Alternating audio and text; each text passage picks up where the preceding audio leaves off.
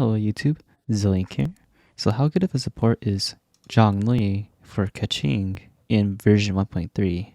So in version 1.3, not only did Mihaly decide to buff how durable his shield is, but they also included this crazy monster effect right here, allowing our DPS to do a lot more damage.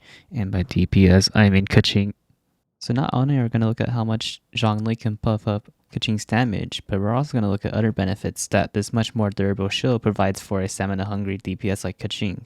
Now, I just wanted to let you guys know that this is not a Zhongli build video. My Zhongli is very underbuilt. This is more of a video that is focusing on how Zhongli can provide support for Keqing. Obviously, if your Zhongli is better built, more power to you. He can do a lot more for you, but for purposes of this video, it doesn't really matter his stats in terms of what we're talking about, and set bonus does not matter either. Before we get into damage testing, I want to show you my updated Keqing build from my last video. So as you can see, I have a lot more attack, and you can see that I actually took out some crit damage.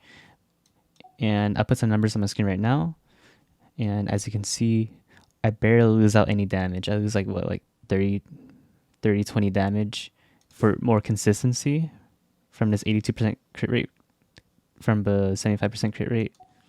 Yeah, 7% is a lot. And then let me show you the artifacts here. So I got flower. Obviously, I prefer this to be a attack percent. Feather, hourglass, goblet, helmet.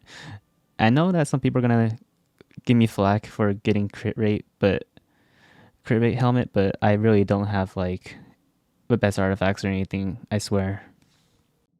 Okay, for our numbers testing part, I'm gonna do 3 sets of tests. So I'm gonna do her normal charge attack without any Jade Shield, and her second test would be charged attack with the Jade Shield. And then the third test, just to see how much damage we can squeeze out with this new Geo Resonance. We're going to do 2 Geo, and with the shield, her normal charge attack. Click PSA before we get into the numbers. As you can see, we have no resonance, because you actually need a full team to have Elements of Resonance. I'm not sure why you wouldn't have a full team, unless you're me, but yeah. That's a thing, apparently. For number crunching, we're gonna go against this level 91 Ruin Guard. So I'll do the testing and I'll be right back to you guys. Number testing's all done, so here are the numbers. In the background, I'll have a world tour of Keqing, Zhongli, and Albedo. Now, I knew that the Zhongli buffs and the Geo buffs are good, but I didn't expect them to be this crazy monstrosity. Keqing's damage just skyrocketed, and it isn't like there are any shortage of good Geo characters in the game. Honestly, I feel that Geo went from being one of the most memed elements in the game to one of the most buzzed elements in the game.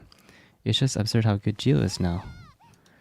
And it also isn't like this situation is hard to be an eater. I would just put 2 Geo characters on my team and put up Zhongli's shield, and Keqing's damage is spiked up by like 1,000. Oh, by the way, if you want to see a beta build, you have to leave a like, subscribe, and leave a comment that Keqing is the best in the game. No, I'm just kidding. I should have a build anyway. This is crit rate, crit damage, Geo damage percent, Harbinger Dawn,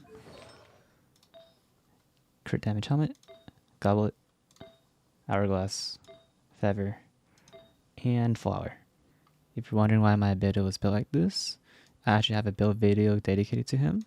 If you want to check it out, I recommend so, because it's a pretty interesting watch in my opinion. Another important point I wanted to touch on is that Zhongli's shield allows a stamina-hungry DPS like Keqing to dedicate her stamina to her DPS, rather than dodging or losing out on DPS by getting hit, as you saw in this clip here. This might prove to be trivial in the overworld, but in Abyss it's especially useful because there's a lot of enemies that can stagger you while you're trying to attack them. Alright, that's all I have for the video. I hope you guys enjoy it, and skip Xiao and summon for Keqing.